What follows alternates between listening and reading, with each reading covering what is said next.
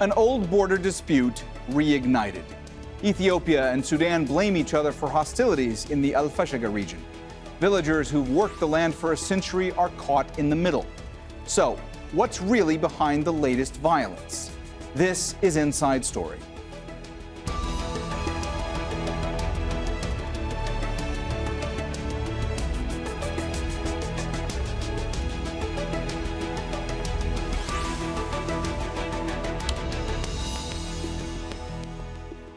Hello and welcome to the program. I'm Mohammed Jamjoom.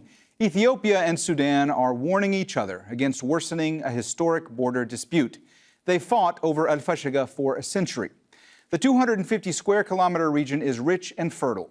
Sudan says colonial era treaties show it's part of its territory, but Ethiopians have long settled there. For decades, Ethiopian farmers cultivated the land without much disturbance, but skirmishes have increased in the past 2 months. Sudan says it's reclaimed territory and accused its neighbor of flying military planes overhead. It's blaming what it calls Ethiopian militias for killing at least 5 women and a child in a border village on Monday, as well as an attack on Sudanese troops earlier this month. Our brothers who were betrayed last month, they killed 5 or 7 soldiers.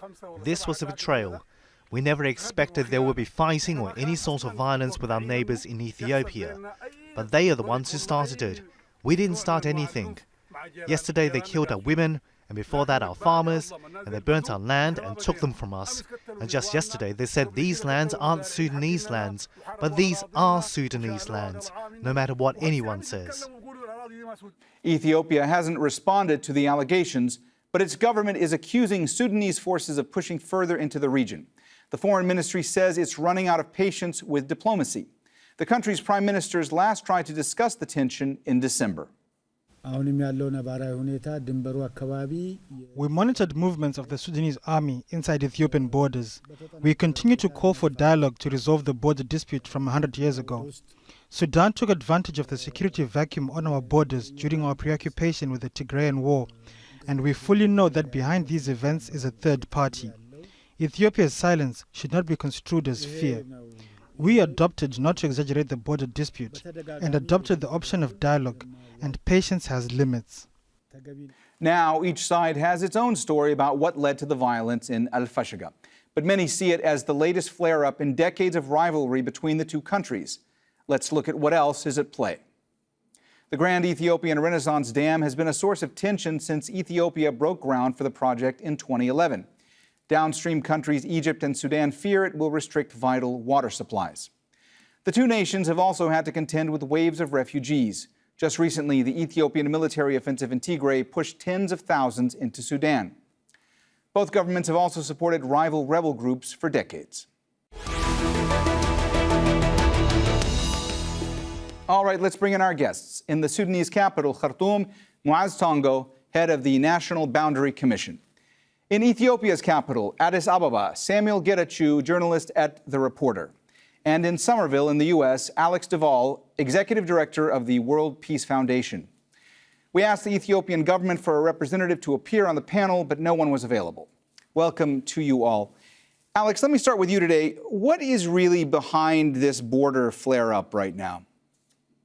I think the immediate facts we can go into, they are, as always in a border dispute, in dispute themselves. Behind that, there is the fact that, like almost all borders in Africa, this one has not been fully delineated. It was determined in colonial times, and an arbitrary line was drawn, which is not really well understood on the ground. And in the best cases, and this was one of the better cases until very recently, the governments concerned had a let and let live attitude, allowing the people to live on the border in a traditional way, crossing the border at will, really regardless of exactly where the legal line ran. And it was a political fallout at a higher level between the governments that meant that the exact borderline suddenly became an issue of political controversy. Muaz, what does Sudan want to see going forward? What does Sudan want to see happen at this point? Good afternoon. I think let me first explain something from our colleague Alex Dalwal. I think what he said that the line was not delimited, as I can understand, and that the border is not precisely put. But I think, let me correct him. The border was first delimited in a draft agreement of 1900. And there was some objection and requests from Emperor Menelik to Lord Harrington when they were discussing this on the precise line to run between Ethiopia and Abyssinia and Sudan, and which resulted in giving in, Britain giving in to the requests of Emperor Menelik of ceding him some parts of Sudan. He didn't actually claim sovereignty over them then, clearly, and that is from the travaux préparatoires can appear to us, that nonetheless Britain acceded to his demand, and a line was clearly delimited in the 1902 agreement signed by Menelik himself. And this is published in the British what you call treaty series. It is there for everybody to see. Then the agreement was that a boundary commission would be established jointly between Sudan and Ethiopia to demarcate this boundary. And that boundary commission was established and authorized to put pillars on the boundary line, which Major Gwyn did exactly. And he drawn the line, and he drawn the map. He also took the coordinates of the boundary pillars that he actually erected along the boundary in 1903 from the point of this meeting with Ethiopian Sudan boundary. In fact, he changed the description in the 1902 agreement instead of the boundary between Sudan, Ethiopia, and Muaz, I'm sorry to interrupt you. It's just that, we don't have a lot of time for this discussion. We know that it's a disputed territory. May I just ask you, what is it that Sudan would like to see going forward when it comes to this dispute right now? Well, I think the dispute is a novel thing. And the boundary was never disputed. Even in 1972, the exchange of notes recognized the boundary pillars erected by Major Gwyn. And that is exchange of notes from the Minister of Foreign Affairs of Ethiopia is proposed, and Sudan accepted that. So there is no boundary disputes between Sudan and Ethiopia. Also, the established 2001 Boundary Commission has worked for nearly 12 years without discussing any boundary line dispute. All that we hear about boundary disputes is something novel. It started 2 months ago from the Ethiopian side. Otherwise, there was not. There was an arrangement on the boundary, cross-boundary cultivation in 1972, but that is something different. I'm really sorry. I don't mean to, Muaz, I'm sorry. I don't mean to interrupt you, but I need to give time to the other guests here. I will get back to you to another question in just a moment. Let me go to Samuel right now. Samuel, let me ask you, what does Ethiopia want to see going forward when it comes to this dispute? I think from the perspective of Ethiopia and Ethiopians, I think the Ethiopian government wants to keep its borders intact. This seems like, Sudan trying to take advantage of the situation, the conflicts that have been ongoing. Your guest has been mentioning all this agreements and all kinds of stuff that were signed during colonization era for other countries. So, it's just, it looks like Sudan taking advantage of what's happening in Ethiopia and claiming a part of Ethiopia. For example, they're trying to claim I mean, some people are openly debating whether Beni Shangul belongs to the Sudan. I can almost guarantee you that's part of Ethiopia, and that is provoking a conflict, endless conflict, in a region that has known too many conflicts. And I think we just hope it will just end and we will come up with some kind of conclusion peacefully, because people are dying as we speak right now because of this disputes. Alex, both sides in this say that they don't want a war, but could what's happening now trigger a new conflict? I think it is already triggering something of a conflict, and it could trigger a wider conflict. Let me explain why the previous governments, the Omar al-Bashir government in Sudan and the EPRDF government in Ethiopia, decided on the compromise that they did. And the compromise was to accept the delineation of the colonial era, but also to accept that Ethiopians could continue to cultivate and live inside what was then identified as Sudanese territory, sending their children to Ethiopian schools, paying taxes, etc. And the Ethiopians didn't want to challenge this status quo because they saw something bigger at stake. And what they saw bigger at stake was Ethiopia's relations in the wider region, especially their relations with Egypt over the Nile waters. And we know this is highly controversial. And the Ethiopian strategy was, until very recently, to embed the whole Nile Waters Agreement in an African coalition and to have Sudan as an ally, a member of that coalition. Now, the current Prime Minister, Abiy Ahmed, stood that policy on its head just over a year ago when he went for direct bilateral negotiations with Egypt without any foreign ministry official present. He met with the Egyptian president and agreed that the Americans would be the mediator.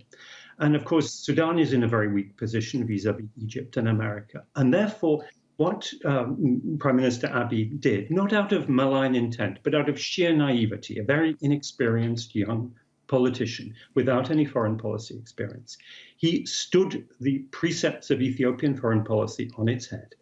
And as a consequence of that, he lost Sudan as a strategic ally. He also made other blunders at that time, and he made an alliance with Eritrea, the most repressive state in Africa, if not the world. And the consequence of that is that tensions then began to rise in the region. And as the war broke out in Tigray in Ethiopia just over 2 months ago, then what we saw was tension rising around the region, and the Amhara regional state making territorial claims within Ethiopia against Tigray state, and they were winning that war, so they were able to do that. Claims in Beni Shangul, and I heard any Sudanese claims to Beni Shangul. This is something that I completely knew from Samuel Getachew. But also then the Amhara regional state wanted to say, okay, this is our territory too. And it's a very different matter to make a territorial claim in what I readily say would be a potentially disputed territory. It's a very different matter to make it against a neighboring state. And I think this was the origin of this dispute. It was actually a foreign policy error, if I may say so, by Prime Minister Abiy more than a year ago. Muaz, let me ask you, are you concerned that this could become a larger conflict? And from your vantage point, what needs to happen in order to de-escalate the situation? Well, I want to see that this situation never escalates to anything worse than what is happening right now. What we want to see is that the boundary reaffirmation, a joint boundary reaffirmation report that was done between Sudan experts and Ethiopian experts in 2010, accepted and endorsed by the Joint Political Committee, and also in 2011, and endorsed and accepted by two presidents in 2013 to be implemented. That is all. I think that is actually the answer to all the calls for escalation. We don't need to escalate anything. We need to intensify the boundary pillars that were put in 1902, which both countries have agreed that is the correct course of the boundary line in 2010. And the report is there. The coordinates, the geographical coordinates are there. Sudan have accepted its duties and commitments in 1972.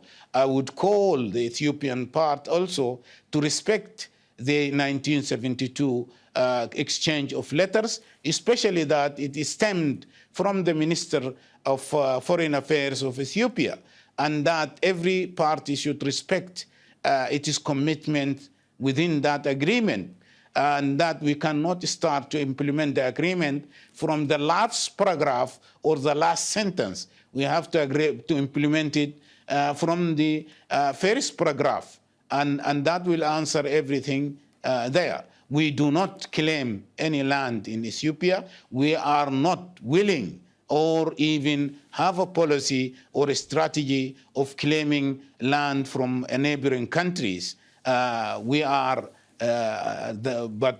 really responsible for administering our own land, our own territory, and that if Ethiopian farmers are farming in Sudan, the modus vivendi or even the agreement was that they work under Sudanese laws, not under Ethiopian laws. They work under Sudanese laws and respect Sudan laws and the holdings of Sudanese people there.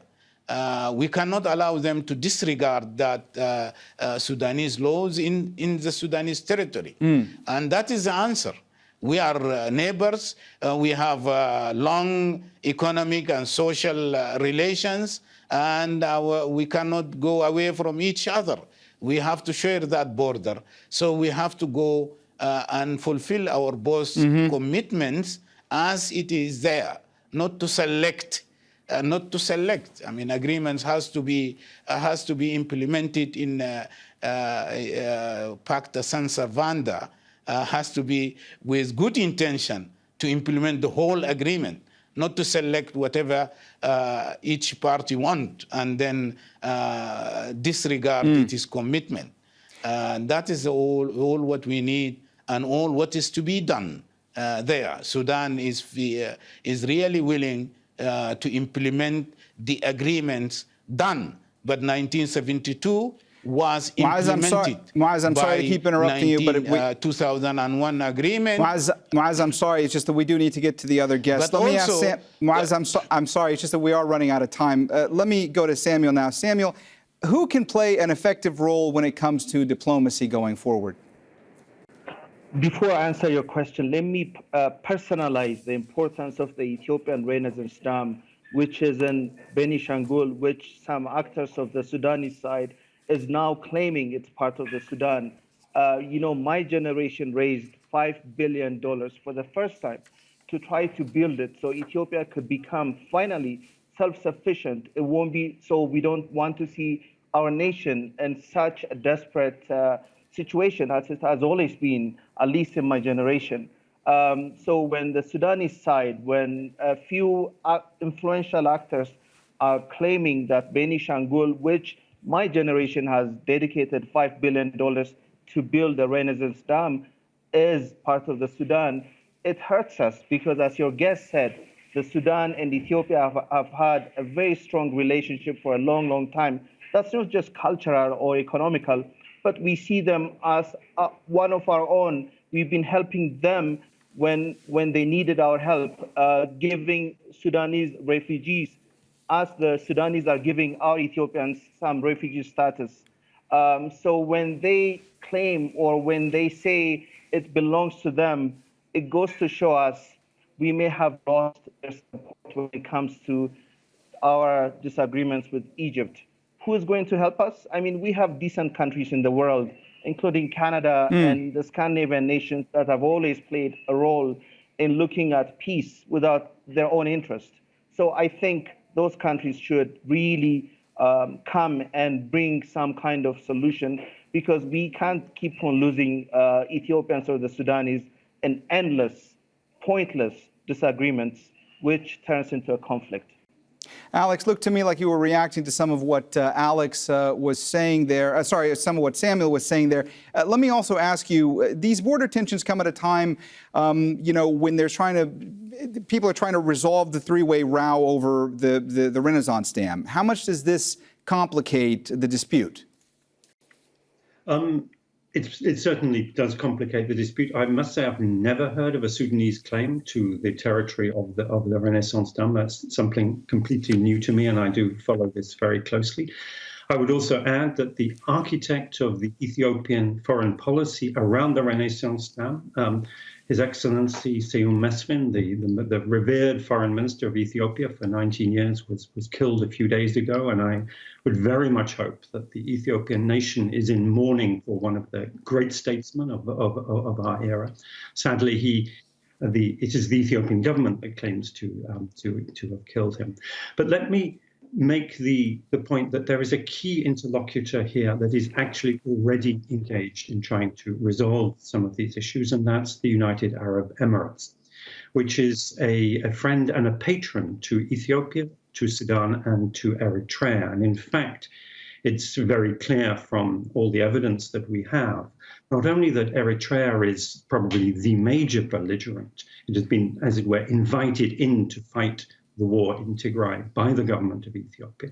But it seems very likely that the UAE is actually providing major financial support. Eritrea cannot finance this war on its own. It really has no economy. And to have something like 25 combat brigades in daily operations inside Ethiopian territory is a very expensive proposition, and it can't do that alone. And Sudan has intervened with the UAE over the last few days. So I think what we may expect to see, hopefully, is the UAE, which is very concerned with its relations with Egypt, Sudan, and also with Eritrea and Ethiopia, begin to say to the Ethiopians and the Eritreans, I very much hope, time for you to scale back on this war. It's not serving anybody's interests, and we really need to have a peaceable order in the whole of the Horn before the current inflammation and escalation gets completely out. Not to stop you, but I do want to follow up on one other sort of big picture thing, too, because this is also pretty complicated stuff here. How rare is it for the Sudanese and Ethiopian armies to fight one another directly over territory? And please keep in mind, we only have about 2 minutes left. It is very rare for them to fight over territory. They have occasionally clashed. They have backed one another's proxies over the years. But this is the first occasion in which there has been an actual territorial dispute that has led to armed clashes between the armies of the two countries. And where things stand now, does it look to you as though there will be more clashes? I think at the moment they are headed to more clashes. And I fear that the escalation, which at the moment is coming from primarily from the Ethiopian side with aircraft overflights, is a very dangerous development. All right, we've run out of time, so we're going to have to leave the conversation there. Thanks so much to all our guests, Muaz Tongo, Samuel Getachew, and Alex Duvall. And thank you, too, for watching. You can see the program again anytime by visiting our website, aljazeera.com. And for further discussion, go to our Facebook page. That's facebook.com/AJ Inside Story. You can also join the conversation on Twitter. Our handle is @AJ Inside Story. For me, Mohammed Jamjoom, and the whole team here, bye for now.